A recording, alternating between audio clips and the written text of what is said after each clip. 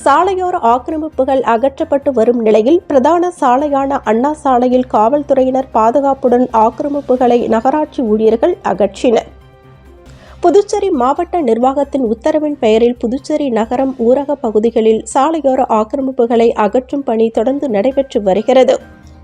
புதுச்சேரியின் முக்கிய சாலைகளில் நடைபாதை ஆக்கிரமிப்பு கடைகள் உள்ளிட்டவற்றை நகராட்சி அலுவலர்கள் அப்புறப்படுத்தி வருகின்றனர். அதன்படி ஜவஹர்லால் நேரு வீதி, காமராஜர் சாலை, அதை ஒட்டியுள்ள பகுதிகளில் ஆக்கிரமிப்பு அகற்றும் பணி ஏற்கனவே நடைபெற்றது. இதைத் தொடர்ந்து அண்ணா சாலையில் ஆக்கிரமிப்புகள் அகற்றும் பணி நேற்று நடைபெற்றது. குபேர் பஜார் முன்பிருந்து ஆக்கிரமிப்பு கடைகள் நகராட்சியினர் அப்புறப்படுத்தினர். மேலும் விளம்பர பலகைகள், பதாகைகள் ஆகியவற்றையும் அப்புறப்படுத்தப்பட்டன. சில இடங்களில் சாலையை ஆக்கிரமித்து கட்டப்பட்டிருந்த கடைகளின் படிகளும் இடித்து அப்புறப்படுத்தப்பட்டன. இதற்கு சில வியாபாரிகள் எதிர்ப்பு தெரிவித்து நகராட்சி ஊழியர்களுடன் கடும் வாக்குவாதத்தில் ஈடுபட்டனர். பின்னர் காவல்துறையினர் பாதுகாப்புடன் ஆக்கிரமிப்புகள் அகற்றப்பட்டன.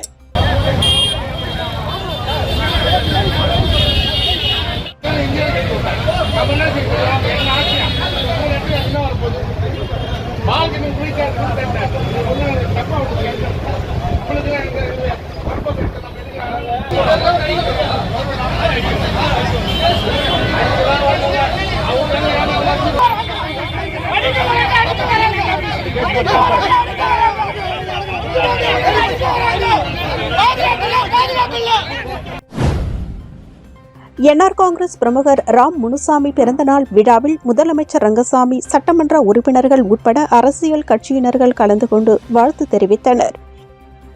புதுச்சேரி என்ஆர் காங்கிரஸ் பிரமுகர் ராம் முனுசாமி பிறந்தநாள் விழா அவரது ஆதரவாளர்களின் ஏற்பாட்டின் பேரில் கந்தப்ப முதலியார் வீதியில் உள்ள அவரது இல்லத்தில் கொண்டாடப்பட்டது.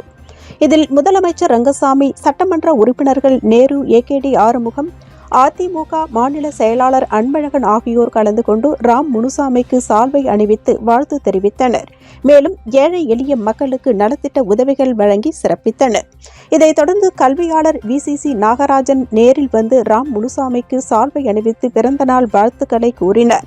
மேலும் பல்வேறு அரசியல் கட்சியினர்கள், தொழிற்சங்கத்தினர்கள் மற்றும் தொழிலாளர்கள் ராம் முனுசாமிக்கு பிறந்தநாள் வாழ்த்துக்களை தெரிவித்தனர். தேசிய ஒருமைப்பாட்டு வாரத்தை முன்னிட்டு தலைமை செயலகத்தில் தேசிய ஒருமைப்பாட்டு உறுதிமொழி ஏற்கும் நிகழ்ச்சி தலைமை செயலர் சரத் சௌஹான் தலைமையில் நடைபெற்றது.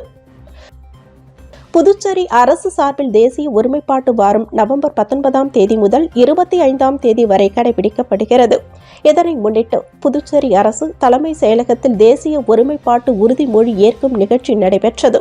தலைமை செயலர் சரத் சௌஹான் உறுதிமொழியினை வாசிக்க தலைமை செயலக ஊழியர்கள் அனைவரும் உறுதிமொழியினை ஏற்றுக்கொண்டனர்.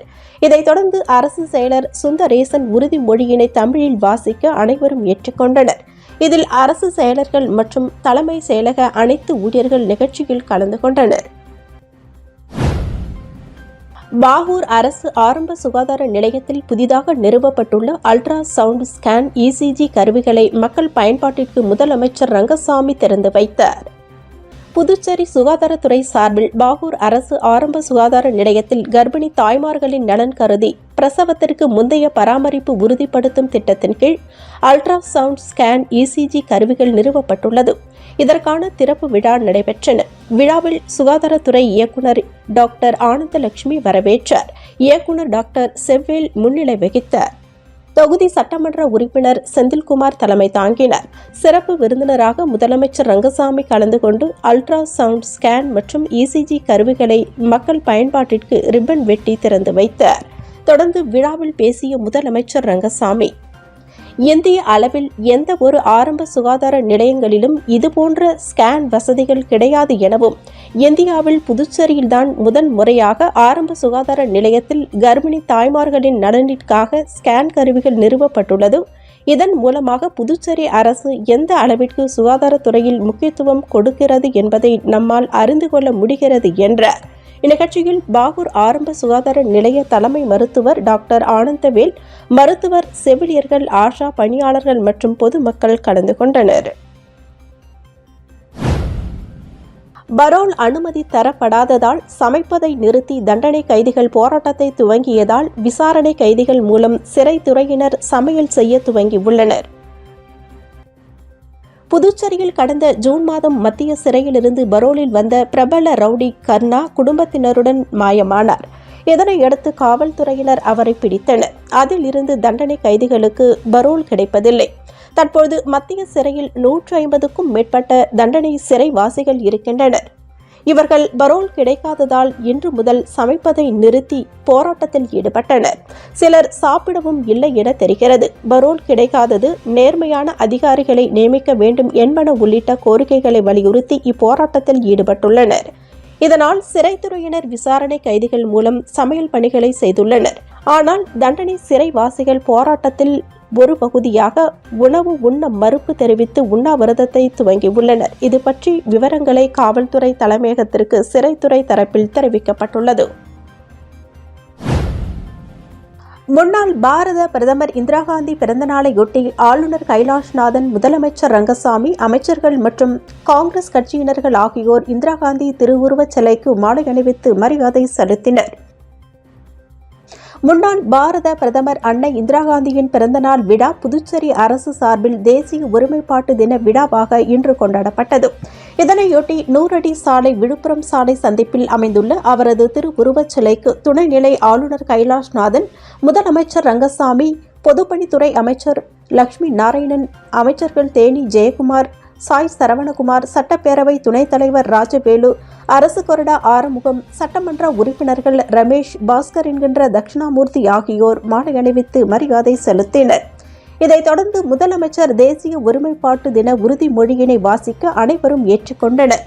இதனையடுத்து காங்கிரஸ் கட்சி சார்பில் மாநில தலைவர் வைத்திலிங்கம் தலைமையில் முன்னாள் முதலமைச்சர் நாராயணசாமி, சட்டமன்ற உறுப்பினர் வைத்தியநாதன் மற்றும் முன்னாள் அமைச்சர்கள், முன்னாள் சட்டமன்ற உறுப்பினர்கள் உட்பட காங்கிரஸ் கட்சியினர்கள் இந்திரா காந்தி திருவுருவச் சிலைக்கு மாலை அணிவித்து மரியாதை செலுத்தினர்.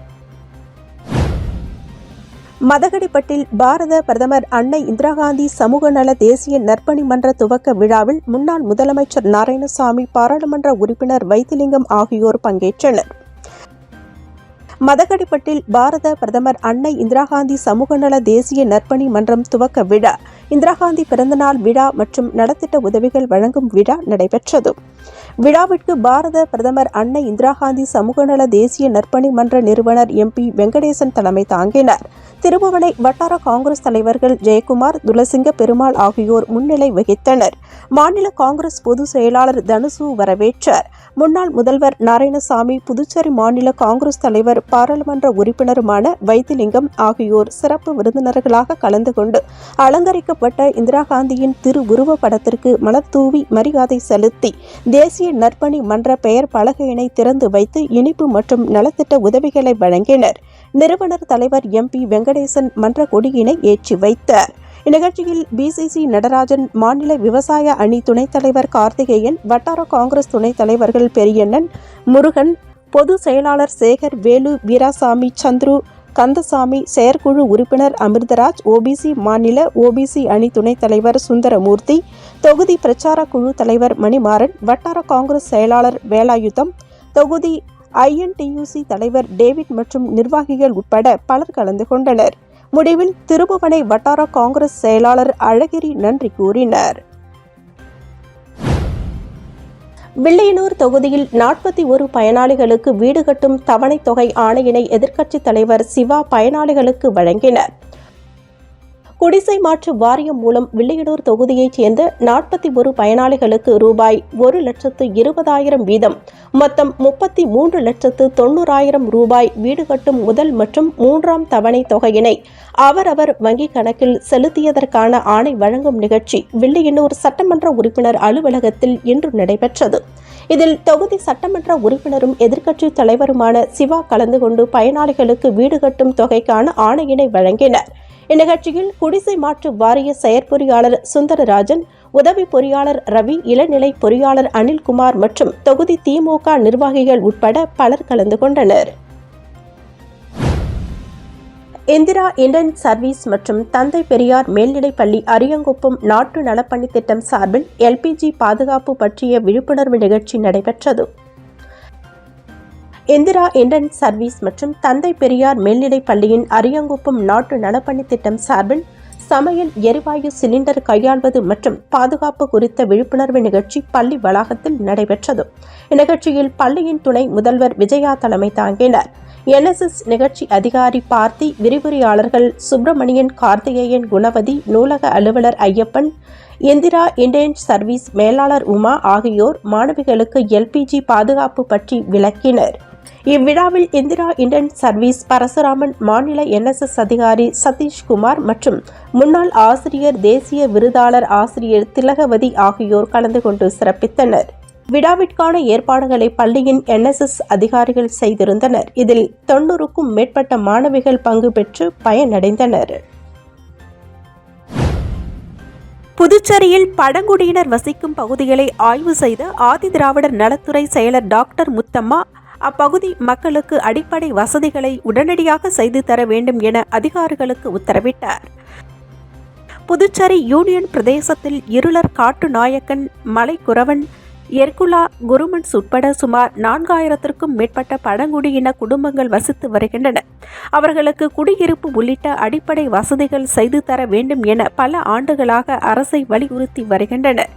இந்நிலையில் ஆதிதிராவிடர் நலத்துறை செயலர் டாக்டர் முத்தம்மா, மாவட்ட ஆட்சியர் குலோத்துங்கன், ஆதிதிராவிடர் நலத்துறை இயக்குனர் இளங்கோவன் தலைமையில் அதிகாரிகள் குழு புதுச்சேரியின் பல்வேறு இடங்களில் பழங்குடியினர்கள் வசிக்கும் இடங்களில் ஆய்வு மேற்கொண்டு வருகின்றனர். அந்த வகையில் இன்று காலாப்பட்டு சுனாமி குடியிருப்பு அருகே உள்ள பழங்குடியினர் குடியிருப்பு மற்றும் சஞ்சீவி நகர் பகுதியில் இன்று ஆய்வு மேற்கொண்டனர். அப்பொழுது அந்த மக்களின் குறைகளை கேட்டறிந்த துறை செயலர் முத்தம்மா, உடனடியாக குடியிருப்பு, மின் வசதி மற்றும் குடிநீர் வசதி ஏற்படுத்தி தர வேண்டும் என அதிகாரிகளுக்கு உத்தரவிட்டார். இந்த ஆய்வின் போது வருவாய்த்துறை அதிகாரிகள், ஆதி திராவிடர் நலத்துறை அதிகாரிகள் மற்றும் புதுச்சேரி பழங்குடியினர் கூட்டமைப்பு தலைவர் ராம்குமார் உட்பட பலர் உடனிருந்தனர்.